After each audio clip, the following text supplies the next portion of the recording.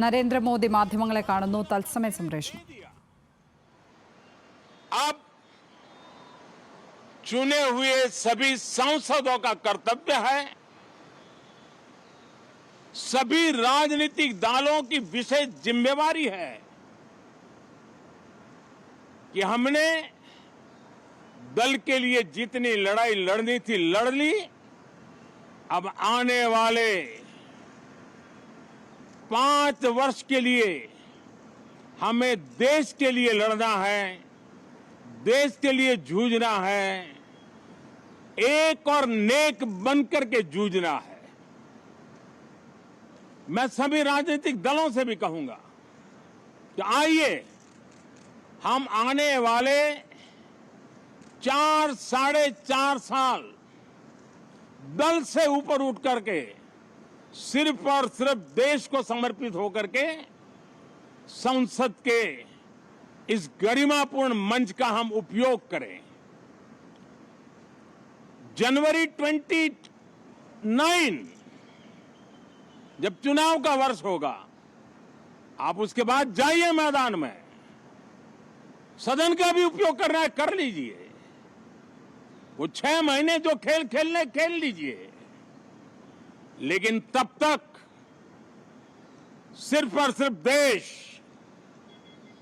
देश के गरीब, देश के किसान, देश के युवा, देश की महिलाएं, उनके सामर्थ्य के लिए, उनको एम्पावर करने के लिए जन भागीदारी का एक जन आंदोलन खड़ा कर करके 2047 के सपने को पूरा करने के लिए हम पूरी ताकत लगाए।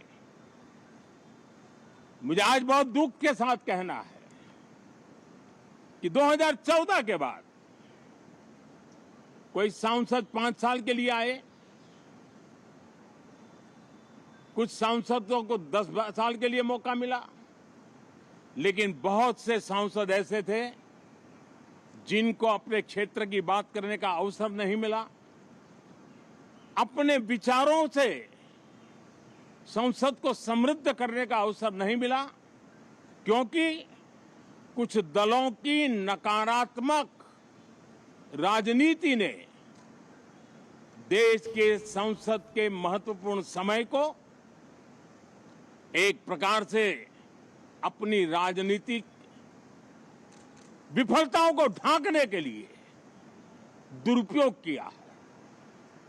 मैं सभी दलों से आग्रहपूर्वक कहता हूं कि कम से कम जो पहली बार सदन में आए हैं, ऐसे बहुत बड़ी संख्या में हमारे माननीय सांसद हैं और सभी दल में हैं, उनको अवसर दीजिए, चर्चा में उनके विचारों को प्रकट करने का मौका दीजिए, ज्यादा से ज्यादा लोगों को आगे आने का अवसर दीजिए। और आपने देखा होगा कि पार्लियामेंट के नए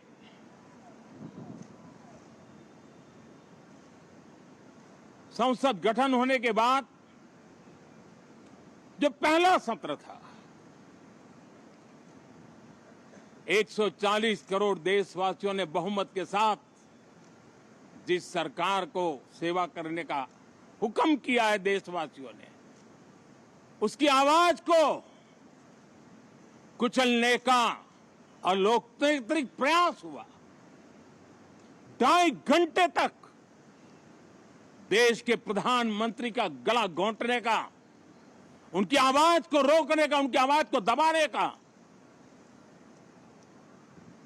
लोकतांत्रिक परंपराओं में कोई स्थान नहीं हो सकता है और इसका कोई पश्चाताप तक नहीं है, दिल में दर्द तक नहीं है।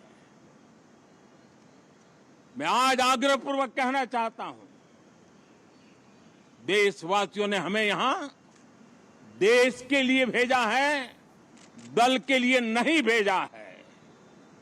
ये सदन दल के लिए नहीं, ये सदन देश के लिए है।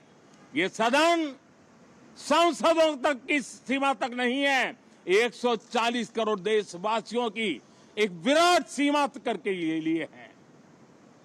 मैं विश्वास करता हूं कि हमारे सभी माननीय सांसद पूरी तैयारी के साथ चर्चा को समृद्ध करेंगे। कितने ही विरुद्ध विचार होंगे, विरुद्ध विचार बुरे नहीं होते हैं, नकारात्मक विचार बुरे होते हैं। जहां सोचने की सीमाएं समाप्त हो जाती है, देश को नकारात्मकता की जरूरत नहीं है। देश को एक विचारधारा, प्रगति की विचारधारा, विकास की विचारधारा, देश को नई ऊंचाइयों पर ले जाने वाली विचारधारा से हमें आगे बढ़ाना होगा। मैं पूरा ही आशा करता हूं कि हम लोकतंत्र के इस मंदिर का भारत के सामान्य मानवीय की आशा आकांक्षाओं को पूर्ण करने के लिए सकारात्मक रूप से उपयोग करेंगे। बहुत बहुत धन्यवाद साथियों।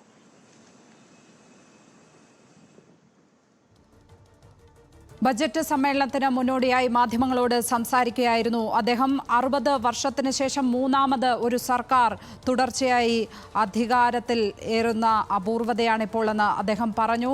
ബജറ്റ് അടുത്ത 5 വർഷത്തേക്കുള്ള വികസനത്തിന്റെ ദിശാസൂചകമായിരിക്കും. മാത്രമല്ല 2047 വികസിത് ഭാരത്, സ്വാതന്ത്ര്യത്തിന്റെ 100ാം വർഷത്തിലേക്കുള്ള ആ ഇന്ത്യയിലേക്കുള്ള ഒരു തറക്കല്ലിടൽ കൂടിയായിരിക്കും ഈ ബജറ്റ് എന്നാണ് അദ്ദേഹം പറഞ്ഞിരിക്കുന്നത്. വിദ്വേഷം മാറ്റിവെച്ച് പ്രതിപക്ഷം സഹകരിക്കണമെന്ന അഭ്യർത്ഥന കൂടി അദ്ദേഹം മാധ്യമങ്ങളോട് പറഞ്ഞു.